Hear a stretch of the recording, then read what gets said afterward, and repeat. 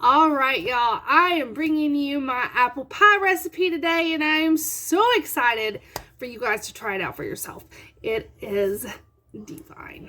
I love making this pie, and it is one of my husband's favorites. And also, as promised, I will be using my homemade pie crust to show you guys how it turns out once it's been refrigerated and or frozen and then thawed. And I will bring you back once we have all of our apples cored, peeled, and sliced. All the apples have been sliced, and I do a thinner slice on mine to make sure that my apples are going to get done. There is nothing worse than serving your husband or wife raw apple pie.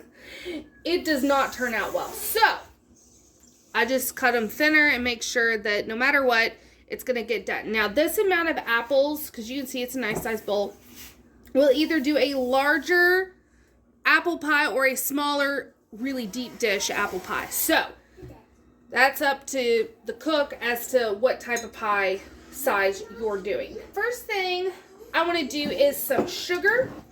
So we're going to go about, for this amount, 1.5 cups to 2 cups of sugar. And you can use brown sugar if you want to do that. I am actually going to be using my secret ingredient today, some sorghum. So I am not worried about making brown sugar at this point in time. So, what did I say? 1.5 to 2 cups of sugar. And then we're going to add a couple tablespoons of cinnamon.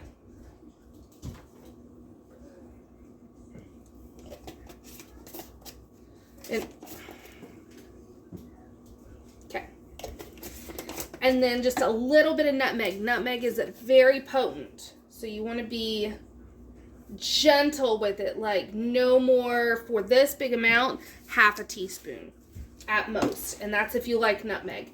And then we're also going to do a pinch of salt, and that just helps balance out the sweetness. Salt is really important in baked goods. And then the last thing we're adding is cornstarch. So for, again, this amount, probably going to do 4 to 5 tablespoons, which is, I think, everything I have in this jar. Get all of this stirred up. Okay, so this gets to be extra special today, so I'm really glad I'm recording it. I don't always have fresh lemons at my house, but when I do, I love adding lemon juice to my mixture. Not for the whole make sure it doesn't turn brown part, but because it is just so darn delicious having that little extra zing.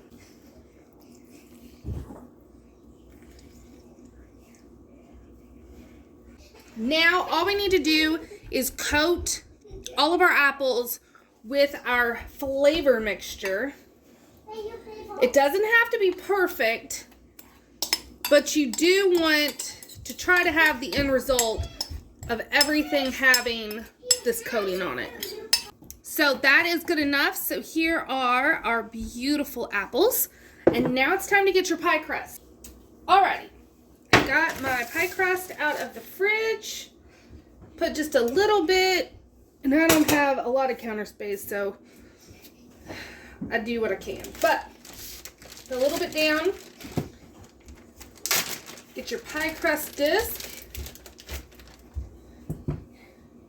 Sprinkle the top. And then just roll it out to the size that you're needing for whatever type of pie you're doing.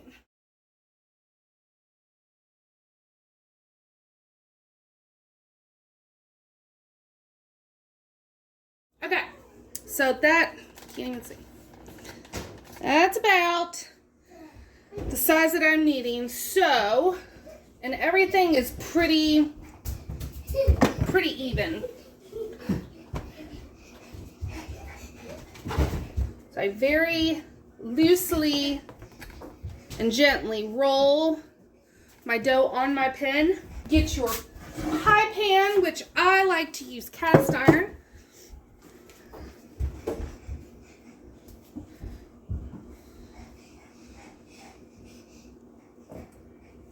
Voila! My pies are rustic. So once you make sure your pie crust is pressed into your pan, you can go ahead and add that apple mixture.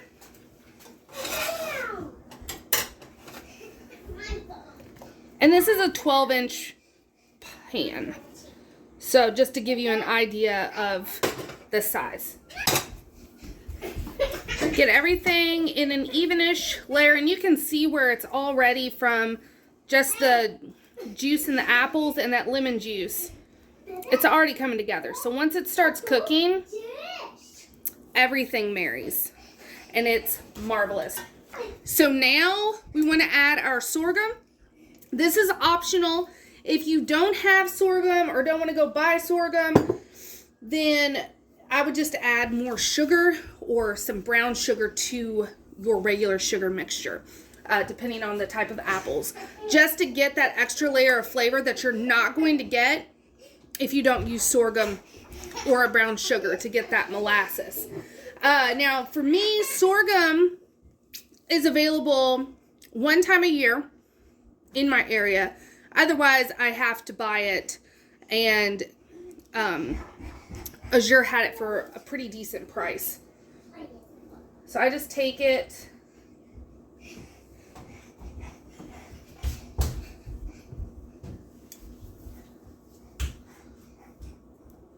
probably quarter to half a cup. It's a stronger flavor, but it's so good. I'm actually going to add a little bit more. It's so good. If you've never had sorghum, when I bought this from Azure and did my Azure haul, I taste tested it. I was trying to tell you guys what it tasted like. It's hard to describe. It's just its own deliciousness. Okay. Lastly, we need some butter. If I'm using a new stick of butter, then I usually just use that entire stick. If I have like half a stick sitting on the counter, then I'll use half a stick of butter.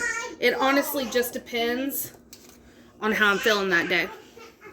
But I just take them by the half tablespoon and just put them around the pie. So now we're going to set this aside and get our other pie crust rolled out and ready to go. And you can decide whether you're wanting to do a design, whether you're wanting it to just be over the top. That's up to you.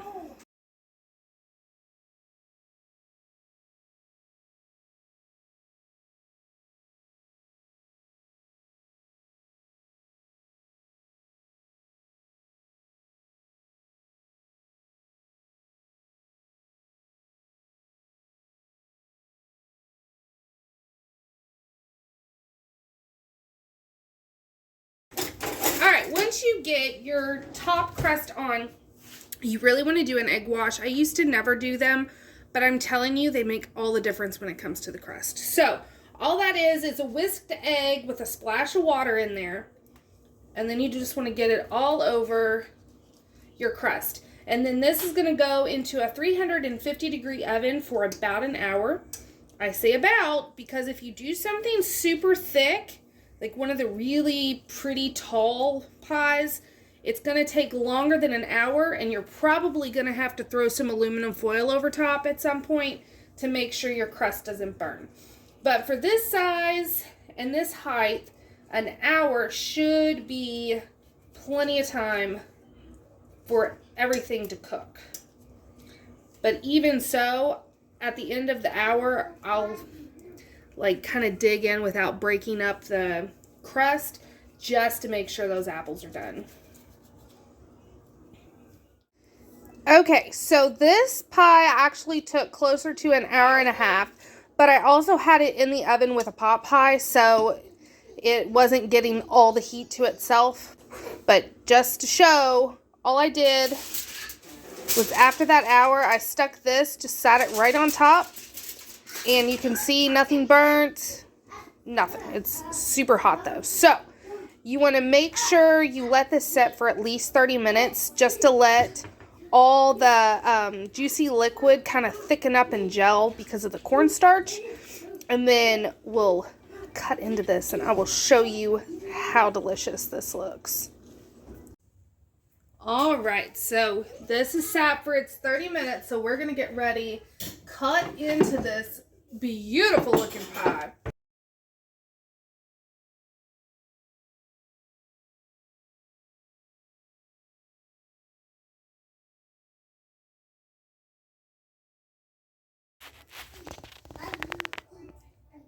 Oh, do we see that?